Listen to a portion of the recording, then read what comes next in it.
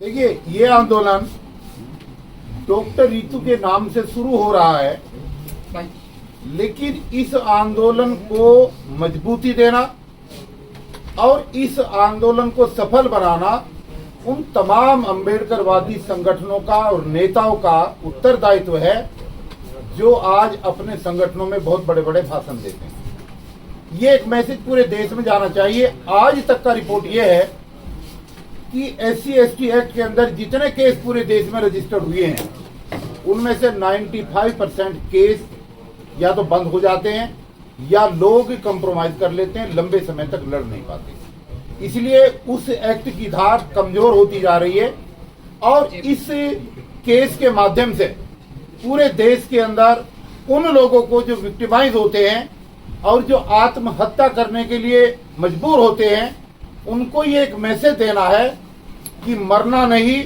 लड़ना सीखो। आज मरने का समय नहीं है। अगर हम सब लोग मिल करके लड़ेंगे तो लड़ करके हम एक मैसेज देने में कामयाब होंगे कि आज जो है हमें अपने अधिकारों की प्राप्ति के लिए लड़ने के लिए बाहर आना है। तो ये आंदोलन पूरे देश में एक मैसेज देने का आंदोलन है। ये आंदोलन SC/ST एक्ट का एक मॉडल बनाने का समय है। और मैं आपको ये भी बताना चाहता हूं कि इस केस के अंदर अगर महमूद प्राचा जी जैसे एडवोकेट और भानु प्रताप सिंह और अन्य लीगल टीम जैसे लोग अगर ना होते तो शायद ये केस डॉक्टर रितु के रूप में यहां तक, इस बुलंदियों तक न आता। अगर ये केस बीच में छूट गया तो फिर जैसे पहले मैंने आपको बताया कि SC/ST एक्ट में जो है कितने % मुकदमे खारिज हो जाते हैं, फिर ये भी उसी लाइन पे चला जाएगा।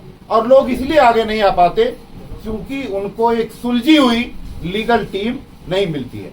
इसलिए देश के सामने एक मॉडल देने के लिए कि अगर लीगल एक्सपर्ट की टीम हमारे साथ हो और लड़ने वाला मजबूती के साथ अपने जज्बे के साथ लड़ना चाहे तो इस एक्ट के तहत उन जुल्मी लोगों को जेल की सलाखों के पीछे पहुंचाया जा सकता है जो परवाह किए बगैर जातीय आधार पर शोषण करते हैं, दमन करते हैं और जातीय आधार पर जो है लोगों को विक्टिमाइज करते हैं। इसलिए मेरा तमाम अम्बेडकरवादी समाज सेवी संगठनों के मुखियाओं से, प्रतिनिधियों से ये आग्रह है कि 28 अगस्त को दिल्ली यूनिवर्सिटी के इस होने वाले आंदोलन के अंदर आप अपनी भूमिका दें।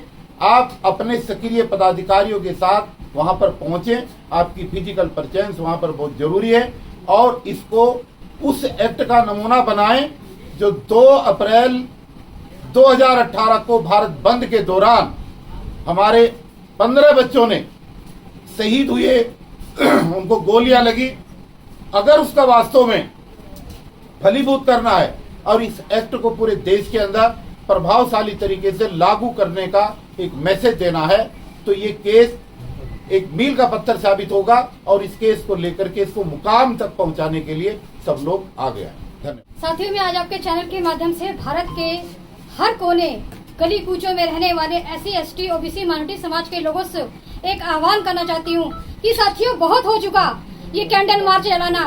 कैंडल मार्च चलाने से आप उस व्यक्ति के जिन्होंने संस्थागत जिनकी हत्या हुई है या उनको उनके साथ जो बलात्कार होता है या जातिगत भेदभाव किया जाता है और उसके मरने के बाद आप लोग यहाँ पर इकट्ठा होते हैं, कैंडल मार्च निकालते हैं। जबकि एक जीवित व्यक्ति जब एक आक्रोश उसके अंदर होता है या वो आंदोलन करता है तो आप जीवित व्यक्ति के साथ खड़े नहीं होते।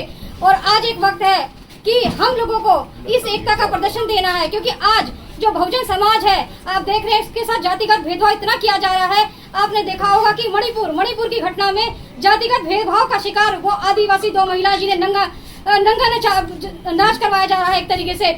और आप संस्थागत ये दिल्ली यूनिवर्सिटी हो चाहे अनेक संस्थाएं हो जहाँ पे हमारे जो भाई, हमारी जो बहनें होती हैं जिन्हें उनको आत्महत्या के लिए इतना मजबूर कर दिया जाता है। जब कोई व्यक्ति मरता है या आत्महत्या कर रहा है तो आप सोचिए कि वो किस कंडीशन से गुजर रहा होगा। शायद उसके अंदर इतना ज्यादा मानसिक प्रेशर होगा, इतना ज्यादा उसे मानसिक टॉर्चर किया गया होगा कि वो आत्महत्या के लिए। तो आखिर ऐसी घटनाएं हमारे साथ हो ही क्यों?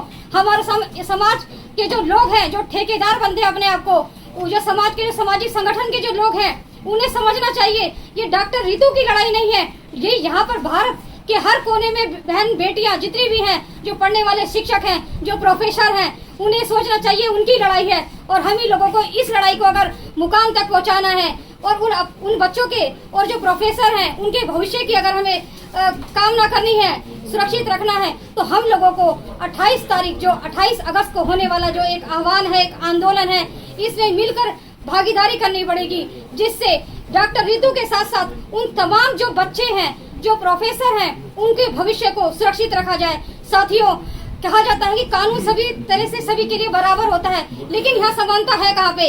एक व्यक्ति जो अपराधी है, क्या नाम है, फर्जी डॉक्यूमेंट बनाकर जो स्टूडेंट्स को उनको सिग्नेचर करवा के उसमें करता है फौज, जबकि दूसरी तरफ एक वो व्यक्ति जो कंप्लेनेंट है, जिसके साथ प्रताड़ना हुई है, वो बाहर है और जो अपराधी है वो शान से अपनी कुर्सी पे बैठी हुई है। तो ये न्याय का अलग अलग रूप क्यों? एक वीआईपी जो कल्चर चलाया जा रहा है कि जो अमीर या जो बहुत पॉपुलर लोग हैं वो तो क्या कहते हैं आराम से रह रहे हैं, एक जो आम व्यक्ति को बिल्कुल अपनी क्या नाम है आंदोलन के लिए सड़क पर उतरना पड़ रहा है। आज कहा जाता है कि हमारा SC/ST हमें एक्ट जो हमें कानून दे दिया गया है, हमारा स्पेशल एक्ट है, जिसमें बहुत ही अच्छा जिसे एक्ट हमें मिला हुआ है, लेकिन वाकई में अगर कहा जाए तो इसका इम्प्लीमेंटेशन नहीं है। जब हम थानों के अंदर जाते हैं तो ना तो हमारी सही से FIR होती है, ना कोई सुनने वाला होता है। अगर हमने मेहनत कर भी दी, अगर हमारी FIR हो गई तो उसके अंदर भी इस तरह से षड्यंत्र रचा जाता है कि आपकी चार्जशीट ना करके क्लोजर रिपोर्ट फाइल कर दी जाती है। इस तरह से केस को दबाने के लिए और कोर्ट तक तो पहुंच ही नहीं पाता और उसे क्या देते हैं बाद में कोर्ट के अंदर कि आजकल तो SC/ST के लोग जो हैं फेक केस बनाते हैं, लोगों को फंसाते हैं। तो साथियों, ये लड़ाई न्याय की लड़ाई है और डॉक्टर रितु की लड़ाई नहीं, हम सबकी लड़ाई है, आपकी बहन बेटियों की लड़ाई है। हम एक सामाजिक कार्यकर्ता होने के बावजूद अगर हम अपनी मेहनत कर सकते हैं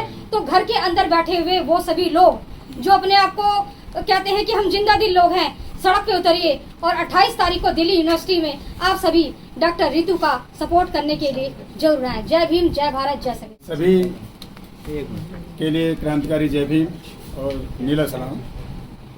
मेरी सबसे अपील एक है कि घर में न बैठें, ये वक्त घर में बैठने का नहीं है। डॉक्टर रितु की पर्सनल लड़ाई नहीं है, ये एक सामाजिक लड़ाई है और एक नारा है कि डिवाइड एंड रूल। ये अंग्रेजों ने नहीं, ये इन मनुवादियों ने दिया था, इन्होंने हमें बांटा है।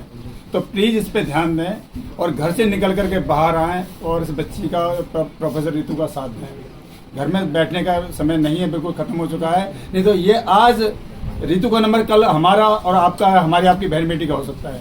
बच्चों का भविष्य बचाना है तो आप घर से बाहर निकलिए और डॉक्टर रितु का साथ दीजिए। एक छोटा सा उदाहरण दूंगा आपको, बाबू जगदेव प्रसाद लेनिन का। बाबू जगदेव प्रसाद लेनिन ने ये कहा था कि 100 में 90 शोषित हैं और शोषितों ने ललकारा है, धन धरती और राजपाट में 90 भाग हमारा है। इसी बात के ऊपर बिहार में दरोगा ने थाने में बुला करके बाबू जगदेव प्रसाद के माथे में गोली मारी थी। क्यों? उसने मैसेज दिया था कि हम तुम्हें दिमाग से नहीं सोचने देंगे। तो प्लीज आप पढ़ें, समझें और घर से बाहर निकल कर डॉक्टर रितु का साथ दें। मैं इतना ही कहूँगा। सभी के लिए मेरा क्रांतिकारी जय भीम, नमो बुद्धाय। सभी साथियों को जिंदाबाद, जय भीम। साथियों, मैं सभी सोशल जितने साथी आए हुए हैं, एक्टिविस्ट और अधिवक्ता आए हुए हैं, उनकी तरफ से मैसेज दे दिया गया है। साथियों, ये लड़ाई जो है केवल डॉक्टर रितु जी की नहीं है, ये लड़ाई SC, ST, OBC, माइनॉरिटीज, ये उन सभी लोगों की लड़ाई है, क्योंकि डॉक्टर रितु जी सभी के मुद्दों को पुरजोर तरीके से सोशल मीडिया पे भी लड़ती हैं और ग्राउंड पे भी लड़ती हैं, आपने देखा होगा। तो जहां धरना देना है, मैं आपको वो एड्रेस आपके माध्यम से बता देता हूं। आर्ट फैकल्टी गेट नंबर 4, जो पास का मेट्रो स्टेशन है वो विश्वविद्यालय, मेट्रो विश्वविद्यालय।